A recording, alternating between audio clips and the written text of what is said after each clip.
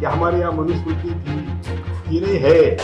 बाबा साहब तो कहते थे कि सही हिस्ट्री मालूम होगी तो भूल आएगी। आपको मालूम होना चाहिए कि वो CANRC में जो मैंने बातें की पर और महिलाओं की स्तुति करी, तो मेरे खिलाफ दिल्ली हाईकोर्ट में पिटीशन है।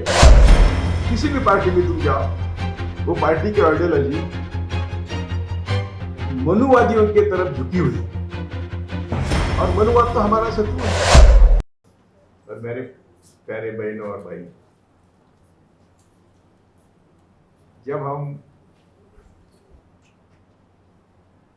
हमारे माता भगिनी की बात करते हैं तो ये सिर्फ बात हो जाती है, इसके ऊपर हमारे अनी जैसी बहन लड़ती है और भी कई बहनें लड़ रही है, लेकिन कितने सदियों से लोग लड़ रहे हैं। ऐसा नहीं है कि यदि आप थोड़ी हिस्ट्री खंगालेंगे तो डॉक्टर बाबा साहब अम्बेडकर ने 1916 में जब कास्ट इन इंडिया का सब्जेक्ट लिया था तो उन्होंने कहा था कि सरप्लस श्री का जो थ्योरी है ये सबसे बुरी थ्योरी है, सबसे घातक थ्योरी है। और ये सरप्लस उम्र क्या होती है, तो वहां से उन्होंने 1942 में पहले तो कमीशन 1928 वो साइमन कमीशन के सामने उन्होंने वुमेन की भागीदारी की बात करी थी। बाद में 1942 में काय को 27 में 1927 में महाड़ सवादार तलाक इसको जो कहते हैं वो फंक्शन में 15-20 हजार महिला आई थी। तो इतनी ताकत थी बाबा साहब के वो अपील में कि इतनी महिला आई थी। जब एनी जी ने कहा कि मैंने रिसिग्नेशन दिया, मैंने उम्र के 47 साल में उम्र जजशिप छोड़ दी, 25 साल में वो आ रहा। और तब मैंने शपथ ली थी कि मैं फुले शाहू अम्बेडकर और छत्रपति शिवाजी महाराज के गनिमी काव्य के तहत काम करूंगा। तो मैं आज तक वही काम कर रहा हूँ। इसलिए मैं बोल रहा तो बोलने वाला था पहले संविधान का, तो एक हिस्ट्री है। अभी आपका भी मैं वो कल एक पढ़ रहा था, वो जो लड़की कलकत्ता में क्या रानी गुहा कर, तो वो पहले लॉयर बनी और उसने एप्लीकेशन किया सनद के लिए, तो नकारा। और उसके बाद कई लोगों ने उसके ऊपर प्रयास करे और करने के बाद अल्टीमेटली कोई एक डॉक्टर हरि सिंह, उन्होंने बार काउंसिल में उस ठहराव लाके उनको सबको सनद देने की व्यवस्था करी, लेकिन तब तक वो बेचारी जिसने शुरुआत करी थी वो गुजर गई। तो ये जो इतिहास है, इसके बावजूद हम कहते हैं, ऑलवेज कहते हैं कि दुनिया की माता बहन, यहाँ की नहीं, आपने एशिया की बात करी। विवेकानंद ने भी कहा था कि जिस देश में हम हमारे माता बहनों को साथ बराबरी का दर्जा देते हैं वही देश विकास कर सकता है। लेकिन आप तो सब जानते हैं कि हमारे यहाँ मनुस्मृति थी नहीं है, आज पक्की हो गई है। हमारे यहाँ चाणक्य नीति थी, और इन सब का कहना है। आजकल मैं थोड़ा डरता हूँ सत्य बोलने में, सही धर्म की बात करने में या न्याय की बात करने में। आज उसको गुनाहगार ठहराया जाता है। तो भी किसी ने तो बात करनी चाहिए, इसलिए मैं छेड़ रहा हूँ कि हमारे जो माता बहनों की अवस्था है आज भी, और हिस्ट्री ऐसी है कि जो हमारा रूलिंग क्लास था उन्होंने खुद अपने माता भगिनों को भी शूद्र कहा था, वो भी शूद्र थे। और आज भी जब वो मूंज होती है कुछ, तो वो मूंज इसलिए होती है कि वो शूद्र से पेट से आया बच्चा है, उसको ब्राह्मण बनाने के लिए मूंज होती है। तो हम सब ने हिस्ट्री, तो बाबा साहब भी कहते थे, हम भी कहते हैं कि जब तक हमें सही हिस्ट्री मालूम नहीं होगी, बाबा साहब तो कहते थे कि सही हिस्ट्री मालूम होगी तो भूचल आएगी। लेकिन भूचाल आ ही नहीं रहा है, सब डरते हैं। मैं सबको विनती करता हूँ, विशेषतः माता भगिनों को विनती करता हूँ कि बाबा साहब अम्बेडकर ने आप सब पर जिम्मेदारी ये रखी है। उन्होंने कॉन्स्टिट्यूशन बनाया, उनका क्या हेतु था? सबसे कॉन्स्टिट्यूशन का शोषण मुक्त समाज की निर्मित, ये उनका ध्येय था। सभी तरह का शोषण, उससे समाज मुक्त हो, इसलिए बाबा साहब ने संविधान बनाया। उसके बनते समय ये उनका ध्येय था।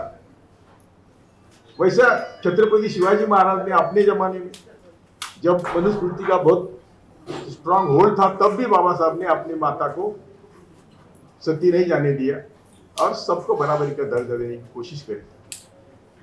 तो इसलिए आज हम सब आप यहाँ इकट्ठे हुए, आप सभी माता भगिनी यहाँ आए हैं। मैं आप सबको विनती करता हूँ कि थोड़ा इतिहास खंगालने की जरूरत है, और जब हम खंगेले तो हमें सब मालूम होगा कि आपके सिवा ये देश नहीं चलेगा। अभी मैं सीएए एनआरसी का उदाहरण देता हूँ कि हजारों महिला रास्ते पर आती, हजारों महिला। मैंने कहा आपने क्रांति करी है, लेकिन एनी जी आपको मालूम होना चाहिए कि वो सीएए एनआरसी में जो मैंने भाषण किए देश भर और महिलाओं की स्तुति करी, तो मेरे खिलाफ बॉम्बे हाईकोर्ट, दिल्ली मद्रास हाईकोर्ट में, दिल्ली हाईकोर्ट में पिटीशन है कि सीएए एनआरसी के कारण मुसलमान बहनों को, भाइयों को भड़काया और दिल्ली में दंगा हो गया, और इसलिए मुझे इम्प्लीड करो उसमें ये पिटीशन। तो आपको बोलने की पाबंदी कैसी लगाए उनको मालूम। तो इसलिए हमें तो जेल को न मरने को डरना चाहिए। मैं हमेशा बोलता हूँ कि हम घर में बैठेंगे, एयर कंडीशन में बैठेंगे, अच्छी अच्छी कारों में घूमेंगे, तो भी घर में सड़कर मरने वाले हैं। तो हमारी अगली पीढ़ी हमारे लिए क्या सोचेगी कि जो हमारे पुरखे थे वो ऐसे घर में सड़ के मरे, इसलिए हमें भी सड़ के मरना पड़ेगा। तो मैं आपको विनती करता हूं कि चलो डरो मत, अभी हमें लड़के मरने में हमारा अभिमान जागा होना चाहिए। ये मैं आपको वादा करता हूं। आज का जो विषय मेरे लिए है, तो मैं कहता हूं कि क्यों कोर्ट, क्यों संसद, हमारी महिलाएं सब जगह चाहिए। और ये संसद और ये कोर्ट जहां हम जाते हैं वह हमारे मुताबिक काम करने की व्यवस्था नहीं है। किसी भी पार्टी में तुम जाओ, वो पार्टी की आइडियोलॉजी मनुवादियों के तरफ झुकी हुई है, और मनुवाद तो हमारा शत्रु है। मनुवादी, मनुस्मृति तो हमारे सबसे हजारों सालों से दुश्मन है। किसी भी पार्टी में आप जाओ, आपको स्वतंत्रता की परमिशन नहीं है। स्वतंत्र विचार और स्वतंत्र विचार रखने के लिए जो हम लोग, और जो बाबा साहब की इच्छा थी, उनका तो इतना ही कहना था कि स्वतंत्र विचारों की युवा पीढ़ी निर्मित यही देश के विकास की नींव है। लेकिन वो हो नहीं रहा है। जो एमपी एमएलए स्वतंत्र बात नहीं कर सकते, हमारे माता भगिनी को बात करने के मौका कब मिलेगा? और जो कभी मिलता है मौका, तो पार्टी के मिनट दिए जाते हैं, मिनट्स होते हैं, मिनट्स। ये हम यहाँ बात हो गई थी, डी राजा जैसे थोड़े एमपी है जो थोड़े होते हुए भी समय निकालते थे, वाइस प्रेसिडेंट से परमिशन लेके बोलते थे, लेकिन बोलना भी इतना मुश्किल हो गया। तो हमें गली गली में बोलने की आज जरूरत है, घर में जाके हमें बोलने की जरूरत है। हम इनसे पंगा वैसा नहीं ले सकते। इन ताकतों से पंगा लेना है तो माता भगिनी से काम शुरू करो, वही काम कर सकती है। अपने बच्चों को क्या मालूम, वो जब आपके घर में आता है तो उसकी जात क्या है, उसका धर्म क्या है, उसको क्या करना है, तो हम उसको तैयार करते हैं। तो हमें यदि उसको तैयार करना है तो भाई तू ना जात का ना धर्म का है, तू पहले इंसान है। यदि हमारे माता भगिनी, और हमें ये करना पड़ेगा, उससे बिल्कुल हमें चारा नहीं हो। आज सिर्फ भाषण, मीटिंग से काम नहीं चलेगा। एक तो मीटिंग हो नहीं सकती, लोग मीटिंग में आते नहीं, आने के लिए डरते हैं, और इतने डरते हैं कि हम जैसे लोगों को भी विरोध करते हैं, काहे को तुम इसमें पड़े, कुछ होने वाला नहीं है। तो ऐसा नहीं चलेगा। ये आपके माध्यम से मैं घर घर मैसेज देना चाहता हूँ कि हमारे सभी महिलाओं की सभी जगह भागीदारी चाहिए और सबसे बड़ी जिम्मेदारी है नई युवा पीढ़ी की स्वतंत्र विचारों की एक फौज तैयार करना। यदि हम वो करेंगे तो इन लोगों का हम मुकाबला कर सकते हैं, ये तो मुकाबला नहीं कर सकते। अभी अभी मैं हमारे कई दोस्त देख रहा हूँ, हमारे डॉक्टर प्रोफेसर रतनलाल है क्या गए तो उनको भी ऐसे ही कुछ भाषण में अंदर लिया था। और जब एक अंदर जाता है तो हम लोग सोचते हैं नहीं हमारी बारी नहीं आई। हिटलर की हिस्ट्री है कि उन्होंने एक एक को सफाया दिया और जब कोई बचे तो उनके लिए कोई बचा ही नहीं। तो मैं आप सबको विनती करता हूं, विशेषता दलित, आदिवासी, दलित यानी एससी, कुछ गलत शब्द है तो माफ करना, लेकिन एससी, एसटी और ओबीसी, ये मुस्लिम, ये साथ आने की मैं 1976 से कोशिश कर रहा हूं, साथ आते ही नहीं। अपने अपनी लीडरशिप है, उनकी दुकानें है। तो मैं आपके माध्यम से इस देश के माता भगिनों को विनती करता हूं कि ना धर्म, ना पंथ, ना जात, ना पॉलिटिकल पार्टी आपको मदद कर सकती है। आपको इन सबको यदि सुधारना है, इनके में परिवर्तन लाना है, तो आपको ये घर से काम शुरू करना पड़ेगा। और हमें ना मीडिया है हमारे पास, ये बेचारे सोशल मीडिया के लोग हैं। मेन मीडिया तो मैं चैलेंज करता हूँ, कोई आ नहीं सकता, उनको परमिशन ही नहीं है। और जो आए हुए तो उनके संपादक उनको ये दिखा भी नहीं देंगे। लेकिन हमारा मीडिया है ना, हम जब इतने संख्या में हम भारी है, इतनी संख्या है हमारी कि हमें दूसरे मीडिया की जरूरत ही नहीं है। यदि हम घर घर जाके काम कर सकते हैं, यदि हम समझ सकते हैं। कॉन्स्टिट्यूशन की पहली अमेंडमेंट यदि आप सुनेंगे, आपको मालूम होगा कितने दिन, 2-4 मिनट नहीं, वैसा नहीं है। तो कॉन्स्टिट्यूशन बाबा साहब ने सभी क्या बोलते थे, सबको शोषण मुक्त करने के लिए संविधान लिखा। Economic and politics, sorry, social and economic justice की बात करी। जब कॉन्स्टिट्यूशन का अमल शुरू हुआ तो पहले ही साल में ये दोनों ही संबंध में जो कानून पास हुए थे उनको सुप्रीम कोर्ट ने, हाई कोर्ट ने स्टे दिया। सभी कानून, यानी आरक्षण हो और लैंड एबॉलिशन एक्ट हो, ये सब एक कॉन्स्टिट्यूशन में भी ऐसा है कि right to property, right to live, right to, उसका इंटरप्रिटेशन कैसा करना है वो भी जजेस के ऊपर मालूम ये निर्भर है। तो ये सब जब कानून रद्द हो गए तो बाबा साहब ने और पंडित नेहरू ने बड़ी हिम्मत उस समय दिखाई। और सब देश जब खिलाफ था उस समय पंडित नेहरू ने ये अमेंडमेंट करी और ये जो कानून है वो सब कोर्ट के दायरे से बाहर गए। 15(3) की इंसर्शन हुआ और ये जो कानून सब शेड्यूल 9 में डाले ताकि कोई कोर्ट इनको टच न कर सके। वो अभी तक थे, अभी एक 10-5 साल पहले सुप्रीम कोर्ट ने फुल बेंच बिठा के वो शेड्यूल 9 का प्रिविलेज रद्द किया है। लेकिन अब तक था, तो ये करने की इच्छा होती है तो हो सकता है। लेकिन हिंदू कोड बिल, मैं बाबा साहब के सीरीज में बोलना भूल गया कि हिंदू कोड बिल में बाबा साहब ने सभी धर्म के, जाति धर्म की औरतों को सब अधिकार देने की कोशिश करी। तो बाबा साहब की संसद में खिल्ली उड़ाई जाती थी और उनकी जात भी निकाली एक ठिकान। तो वो बोले मेरी जाति की चिंता मत करो, मैं सबके लिए कर रहा हूं। और सबके लिए बाबा साहब ने ये कोशिश करी थी, लेकिन वो भी हुआ नहीं।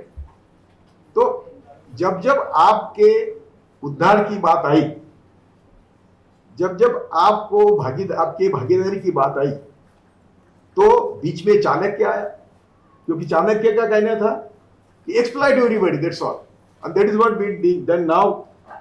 कि तुम्हें क्या करना है, प्रॉपर्टी का अधिकार की जरूरत नहीं, शिक्षा के अधिकार की जरूरत नहीं, तुम्हें पद नहीं चाहिए और ये फेडरल स्ट्रक्चर भी उनको नहीं चाहिए। उनको यूनियन चाहिए, यूनियन नहीं चाहिए, यूनियन ऑफ इंडिया नहीं चाहिए, उनको एकांचलित कार्यक्रम कारोबार बात करनी चाहिए, वो कर रहे हैं। और वो एकानुचलित कारोबार की आइडिया चाणक्य की थी, संघ की थी और उनकी एक जहरीली चाल है, वो जिसके गले में हाथ डालेंगे उसको खत्म करते हैं। ये पुष्यमित्र शुंग से आज तक का इतिहास है। अपने राजा को मार के गद्दी पर बैठना। उसके बाद अब ये हमारे महाराष्ट्र के उदाहरण है, शिवसेना और बीजेपी। शिवसेना का हाथ पकड़ के, उंगली पकड़ के बीजेपी महाराष्ट्र में आए और आज शिवसेना को खत्म करने पर तुली हुई है। जहां भी जाओ, बिहार में नीतीश कुमार, झारखंड में शिबू सोरेन का लड़का, जहां भी उन्होंने पहले हाथ लिया उनका, बाद में वो हाथ तोड़ा। तो हम सब मिलके ये लोगों को समझाना चाहिए कि हमारी इनकी कोई दुश्मनी नहीं है, लेकिन जिस ध्येय से, जिस हेतु से हम संविधान पर अमल बनाना चाहते हैं, करना चाहते हैं, उसमें अमलबजावनी नहीं हो रही है। आज तो संविधान सिर्फ पेपर पर रह गया है। उन्होंने, हमारे कई नेता बोलते थे संविधान को हाथ लगाएंगे तो हम हाथ तोड़ेंगे। वो बोलते हमको क्या करना है, संविधान को हाथ लगाने की जरूरत नहीं, हम शपथ लेंगे, नीचे आके संविधान तुम्हारे तुम संभालो, हम हमारे काम कर रहे हैं। यानी नई अर्थनीति से आज तक जो भी आया वो सब संविधान के खिलाफ है, क्योंकि संविधान के डायरेक्टिव प्रिंसिपल्स हमें, मैडम यस, संविधान के डायरेक्टिव प्रिंसिपल्स कोई पढ़ता ही नहीं।